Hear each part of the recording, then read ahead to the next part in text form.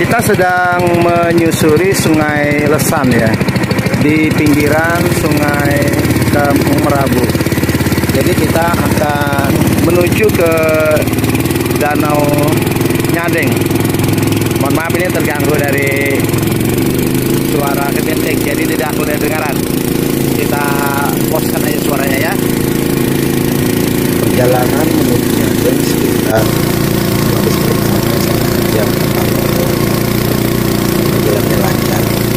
Sepanjang jalan kita melihat pohon-pohon khas hutan tropis. Kalau untuk pesisir ya seperti itu biasa ya.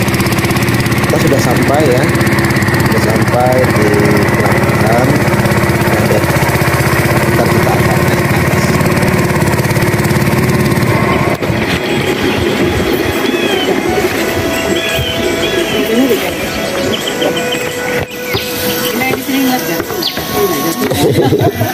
Kalau sama-sama kita jatuh ini nggak oleh. Ini sebelum datang itu udah. Biasanya dua ini dua perahu. Biasanya dua perahu ya. Jadi satu. Dedi yang ada satu lagi ya? Dedi satu kan? habis. Kayaknya di tekokan sini nih. Pokoknya kalau sudah ada kamera panjang itu udah lengkap ya. Saya mandi sama tuh jago. Sabar, satu bersih. Bersama. Bambu shoot. Oh iya, tahu betul dia tempatnya. Tebu. 2023 tahun depan berarti ya? Ya di tahun depan ada. Pak ini kenapa dipotong ini Pak? Dipotong ini kenapa nih? Menghalang jalan. Ini pohon apa nih Pak? Oh, pohon hutan ya? Oh, dia sengaja dipotong karena menghalangi jalanan. Satu ya. Ini banyak pohon sekunder kelihatannya nih ya. Sini pohon sekunder. Karena memang dulu katanya bekas ladang Pak ya. Sudah berapa tahun nih Pak ladangnya Pak dibuka Pak? Kira-kira ada 20 tahun? 10 tahun mungkin. Puluhan. Ya, jadi pohon-pohon yang di sini bekas ladang 10 tahun yang lalu, jadi makanya masih kecil-kecil, masih sekunder ya. Jadi belum ada kayu-kayu yang besar. Tapi iklimnya sudah iklim mikro ini. Jadi sudah sangat sejuk ya kalau berada di sini. Ini kalau siang hari juga relatif lebih enak di sini. Sengaja jalanannya dibuat gini Pak ya, enggak di ini ya, karena memang untuk minat khusus ya. Iya. Karena kemarin dinas pariwisata tahun ini akan mau di anu ya, trekkingnya ya. Jalan tampak itu pakai ulin. Oh rencana pakai itu ya, ulin. Trekkingnya ya. Tapi tidak semua tempat ya, mungkin yang ada mungkin yang becek-becek aja ya.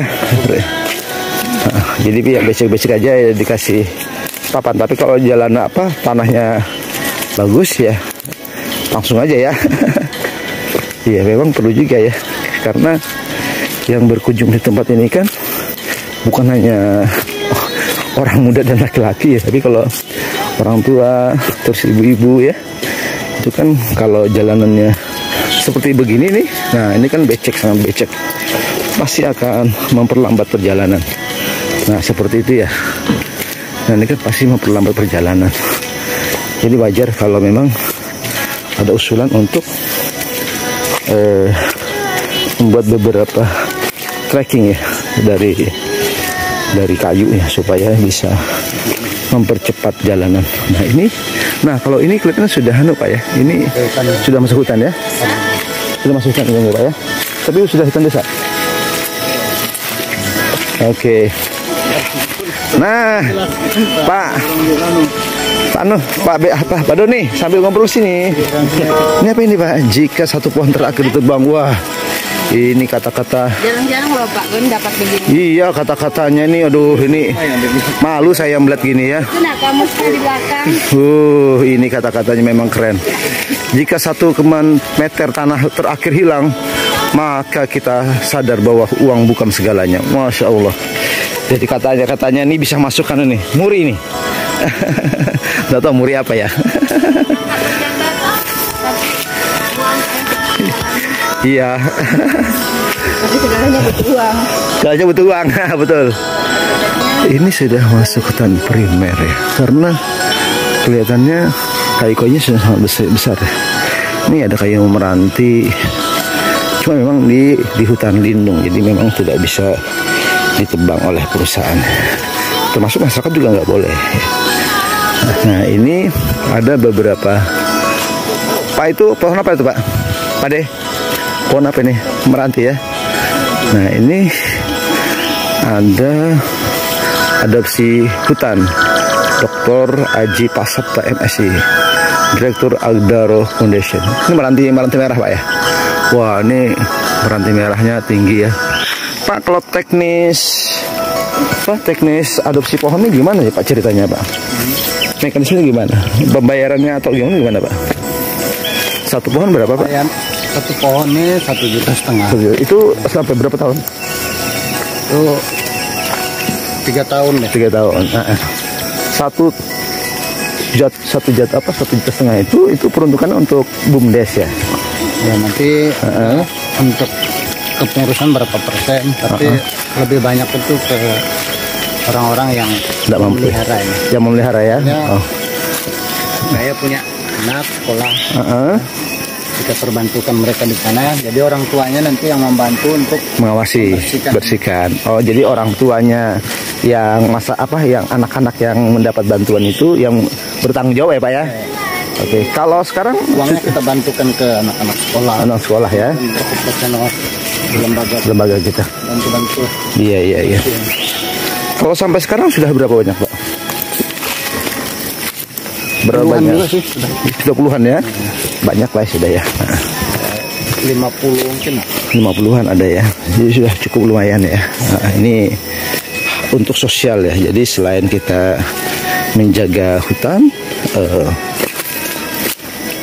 dananya juga bisa digunakan untuk sosial ke anak-anak Kampung Merabu yang mungkin sekolah di luar kampung ya, karena memang Merabu ini baru hanya sampai SD Pak ya. SMP-nya kan sudah di luar kampung, apakah di kecamatan atau di Tanjung Redep ya. Tapi banyak di Tanjung Redep atau di kecamatan Pak?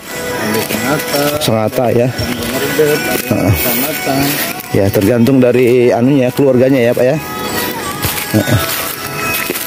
Nah ini pohon-pohonnya sangat besar ya. Mana? Oh yang besar. Oh itu yang tinggi itu ya. Oh itu pohon apa besar tuh Pak? Meranti juga. Ini pohonnya sangat besar. Kita coba lihat sebentar ya. Wow, pohonnya sangat besar nih. Ini tampungnya hampir 1,5 meter ini. Nah, hampir jatuh kita. Ini ada, William Aren Sargent, Hong Kong. Ya, ini keren ini. Thanks William and Karen Sargent for racing plan for TNC with Berkeley Tracker. Wah, ini besar betul. Ini tampaknya bisa 1,5 meter. Oke, kita lanjutkan lagi. Jadi kita terus ya, lanjutkan trekking kita, jalan kita ke Nyadang. Sama-sama kita dengan sesepuh kampung Bapak Asrani. Beliau ini biasanya disebut di panggilannya itu Pak Rah ya. Pak Rah itu panggilan, dan nama aslinya Pak Asrani. Nggak tahu kok dipanggil nama Pak Rah Pak. Kenapa? Dari Pak Asrani.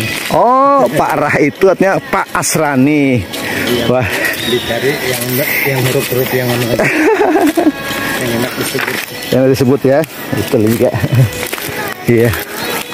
Di sini banyak meranti Pak ya, memang ya. Meranti.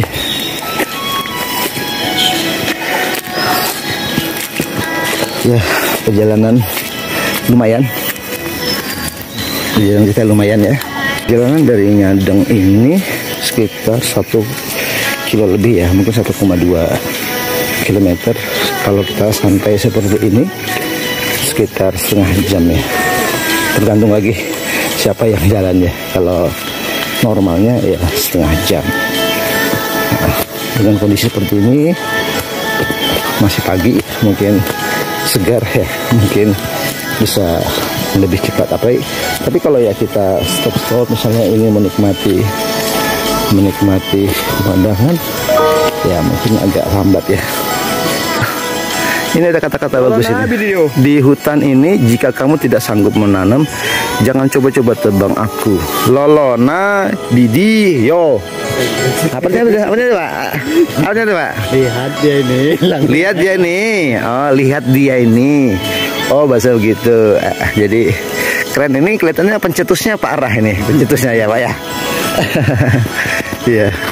Bagus ya untuk memberi motivasi kita untuk menjaga hutan yang ada di sini. Kalau Anda tidak bisa menanam, ya jangan menebang.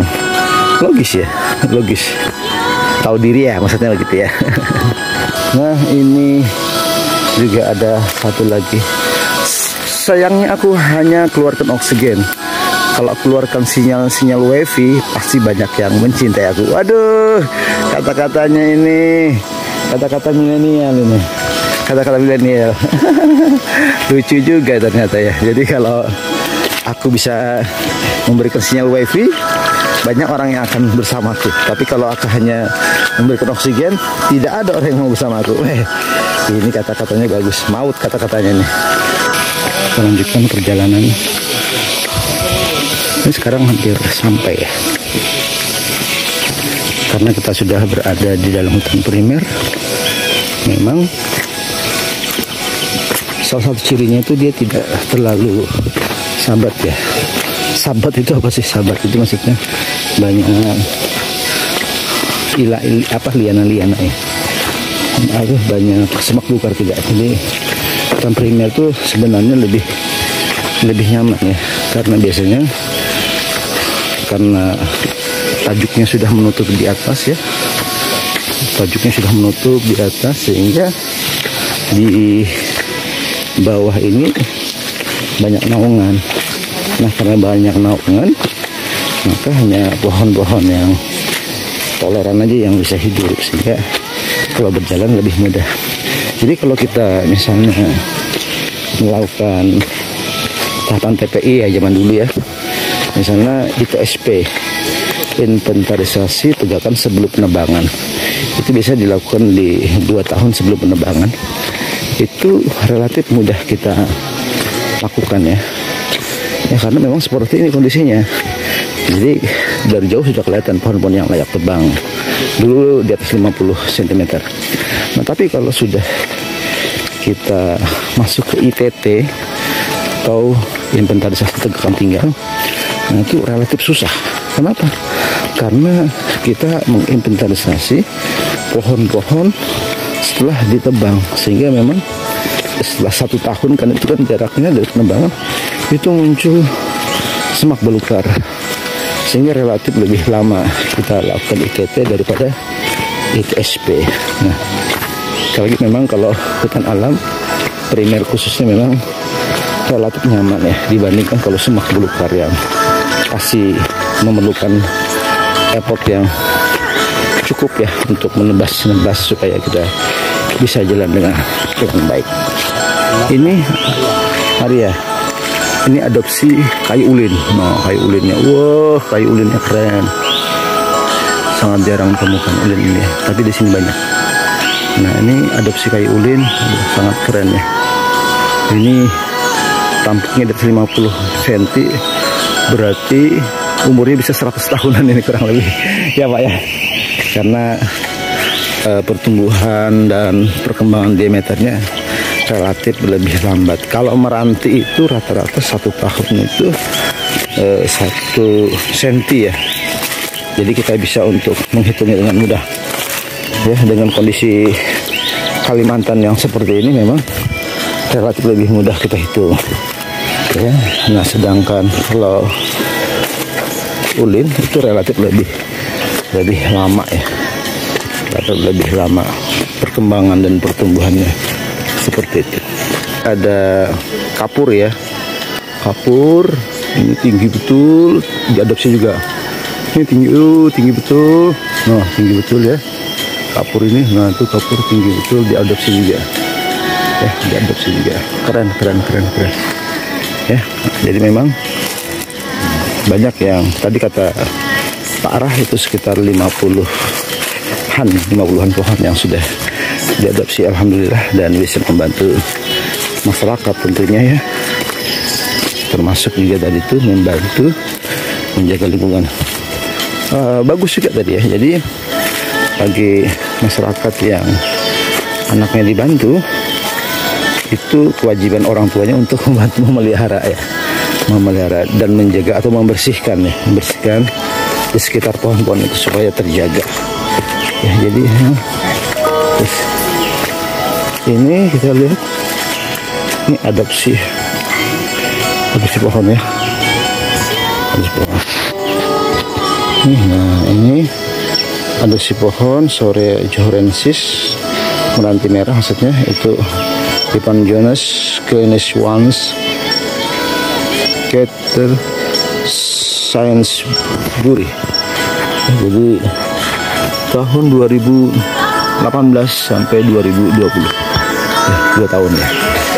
Wah, ini kayu merantinya sangat besar ya, tampuknya 1,5 meter sekitar itu ya. Jadi keren. Adopsi pohon sore Johrensis Mas Ahmad.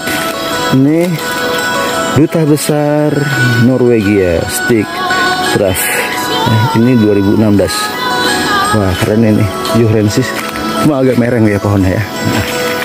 Nah, sekarang karena 2018 ya, dilanjutkan lagi dengan oleh Elizabeth Foster ya. Jadi ini yang melanjutkan untuk adopsi pohonnya. Elizabeth Foster, Kelly Brown, and Edward Organ ya, and Maria C. Boyle dengan cap 5 jari. Oke. Wah, ini memang keren ya. Kata bijak lagi, katanya sih aku penghambat kamu dalam berusaha, padahal sampai saat ini kalian masih bernaung and bernapas dengan oksigen yang aku keluarkan. Bener nggak ya? Ya ini pasti bahasanya Pak Arah ini Pak ya. Ya Pak Arah pasti bahasanya gini Pak ya. Gaya-gaya bahasa anak muda, anak gaul ya. Nah ini juga adoptri juga ya, adoptri ya. Cuma tahun 2017. Wah ini kayu apa ini Pak? Kayu apa ini ya? Wah kurang tahu kayak ini. Kelihatannya kayu meranti juga, cuma ini harus hati-hati karena ini kelihatannya ini gerowong ya, karena di atasnya patah ya. Nah itu sudah kelihatan itu karsnya ya. Wah karsnya sudah kelihatan. Itu ya, karena kita mau kerja sama Egerman kita. Betul. Coba mereka. Mau naik ke atas itu Pak ya? Kita mau buat kayak jenis tempat panjat tebing. Oh gitu, flying fox juga Pak? Nanti di atas itu kan kita buat rumah. Tantangannya kan kalau mau bermalam di atas kan harus alat. Iya betul. Nah ini sudah karsnya ini. Nah ini sudah masuk kars tinggi betul nih, vertikal ya, 90 derajat kelihatannya. Wah. Ini Pak ya, karsnya Pak sudah ya. Nah ini kita lihat batu-batunya seperti itu. Nah ini sudah dekat lagi kita dengan Sungai Nyadeng. Airnya sudah kita lihat agak biru ya, jadi sangat bersih. Nah ini ada dekatnya juga ada adopsi pohon lagi tahun 2019 sampai 2021. Gerben Dorin ya, dari Belanda ya, dari Belanda. Wah keren. Nah ini memang sebelah kanan ini kita sudah berada di pinggir kars ya. Kalau kita biasa naik pesawat, kars itu kan pegunungan yang sangat unik ya, dan itu harus kita jaga semua karena dia seperti spon. Maksudnya kalau air hujan itu bisa tertahan ya di dalam kars itu ya. Bahkan katanya ada penelitian yang mengatakan bahwa air yang bertahan di dalam kars itu sampai 13 tahun. Saya tidak tahu metode penelitiannya bagaimana, tapi kita yakin bahwa apa yang dilakukan itu sangat ilmiah. Jadi betapa pentingnya kita menjaga kars ya. Ini model lama ya. Ini adopsi model lama, adopsi pohon apa ini? Anik Faisal. Ya, wah ini tahun berapa ini? Tahun 2017. Cuma ini pakai kayu, jadi sudah agak rusak ya. Ini kayu apa nih Pak tadi Pak? Ulin. Oh ini ulin nah. Oh itu ulin tadi ya. Nah, meranti, kayu meranti. Oh jadi sudah 2017. Sudah habis tapi ya, kalau 2 tahun kan sampai 2019 aja. Jadi itu salah satu kontribusi kita bagi masyarakat umum ya, untuk membantu menjaga alam. Yang jelas kita kan tidak bisa hanya menjaga alam, masyarakat juga perlu kesejahteraannya. Sehingga memang perlu dipikirkan bagaimana kita menjaga hutan, tetapi pada saat yang sama masyarakat juga harus sejahtera. Inilah salah satu bentuk dari adopsi pohon tersebut ya. Ini sebagai salah satu bahasanya itu stimulan lah ya. Jadi pada saat kita misalnya mengadopsi satu pohon, pada hakikatnya kita sudah mengadopsi kawasan ya. Jadi bukan hanya pohonnya yang kita jaga, tapi kawasan yang berada yang menaungi pohon itu. Oke, kita sudah masuk ke Danau Nyadeng. Waduh, sudah 2 tahun saya tidak kesini. Kerennya betul. Wah. Oh gitu. Nah ini ada rumah pohon. Wah keren. Nah, keren. Sudah tahukah Anda, setiap orang membutuhkan oksigen dan nitrogen. Setiap orang membutuhkan 280 2.880 liter oksigen per hari. Setiap orang membutuhkan 11.376 liter nitrogen per hari. Harga jual oksigen 25.000 per liter, nitrogen 9.950 per liter. Maka setiap orang harus membayar setara 176 juta sekian per hari, 63 miliar per tahun. Maka itu perlu kita jaga kelestarian hutan demi napas kita semua. Krimapuri. Wah ini pasti bahasanya Pak Rahen ya. Oke. Welcome to Nyadeng Forest. Why don't welcome to Nyadeng Lake? Keren. Nah ini ada bos dari Yogyakarta, University of Kent. Wih keren. Waalaikumsalam warahmatullahi wabarakatuh. Jangan lupa ya, subscribe-nya saya. Oke, ini. Oh iya, vlog betul kan? Boleh kan? Boleh. Oh, pernah. Nah, ini keren kan? Sudah berapa kali sini? 2 kali ya. 2 kali.